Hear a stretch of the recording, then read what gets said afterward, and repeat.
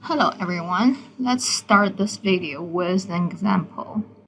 Imagine you want to find out whether the average BMI, the body mass index of ninth grade female students in the local school district is different from the national average of 28.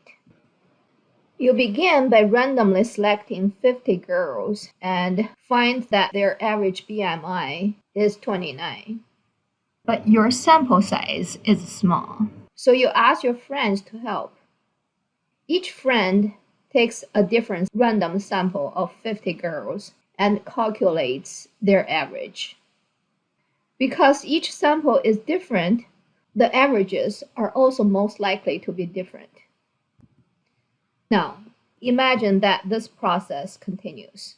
Your friends ask their friends to help, and so on, until eventually all possible random samples of 50 girls are taken from the Memphis City School District. Of course, this is only pretend, because in reality, there are more than 16,000 ninth grade girls. The total number of possible samples of size 50 would be about 2.62 times 10 to the power of 146.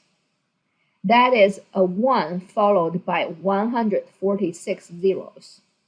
This number is so huge that no person, or even humanity as a whole, could ever count that many samples in a lifetime. But let's imagine it really happened.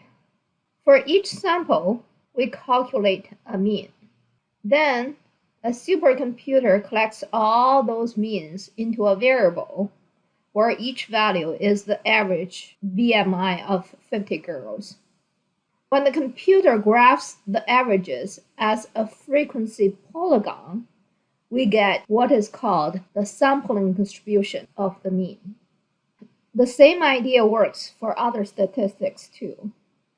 For example, if we calculated the standard deviation for each sample, we could collect all those values into a variable and graph them. That graph would be called the sampling distribution of the standard deviation. In fact, we can create a sampling distribution for any statistic we are interested in.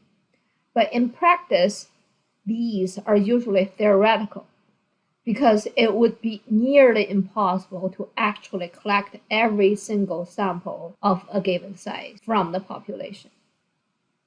Now, let's focus on the sampling distribution of the mean. Because sample means tend to cluster around the population mean, most of them will be close to the true population value. Statisticians showed that this distribution is normally shaped, and this result is formalized in the central limit theorem. The central limit theorem says that the sampling distribution of the mean will always be approximately normal as long as the sample size is large enough, typically at least 30. And here is the important part. This happens even if the original population is not normally distributed.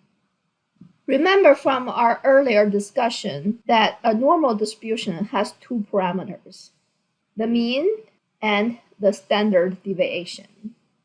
The same is true here, but with different names.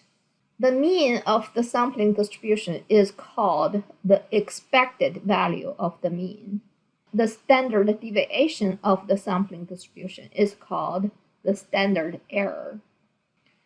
And a quick note, in statistics, error does not mean mistake. It refers to the natural random variation that comes from drawing random samples. The standard error tells us how much variation we should expect on average when we take samples of the same size from the same population.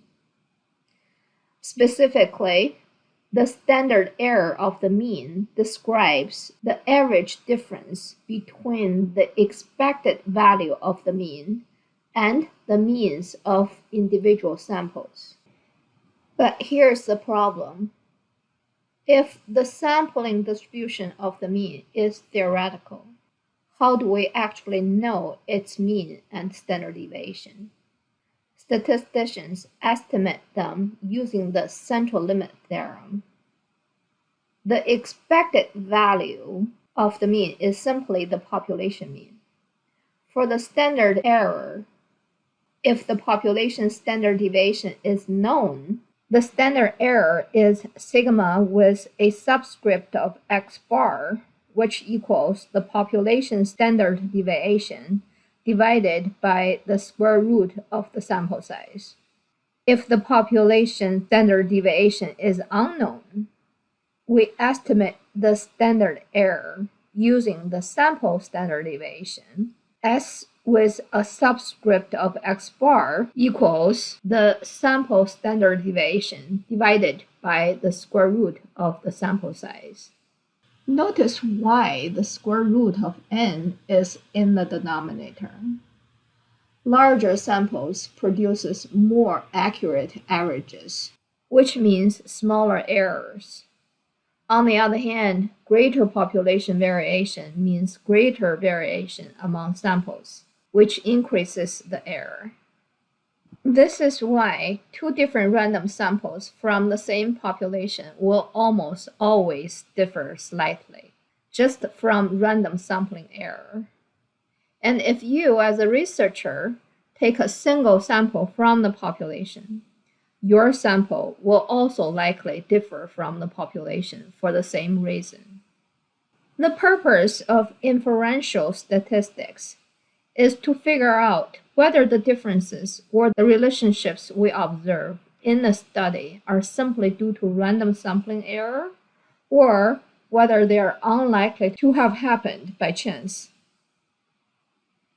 Standard errors help us make that judgment because they connect our sample results to probability. Here's how it works. Suppose you take a sample and calculate the mean and standard deviation.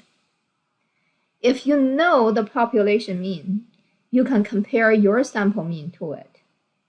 How big is the difference? And compared to the amount of error we would expect by chance, how likely is it that such a difference would occur? The standard error provides the baseline for that comparison.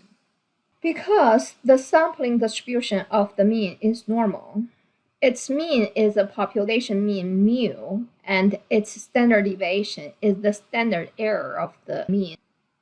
Using the z-score formula, z equals the sample mean subtracts the population mean divided by the standard error.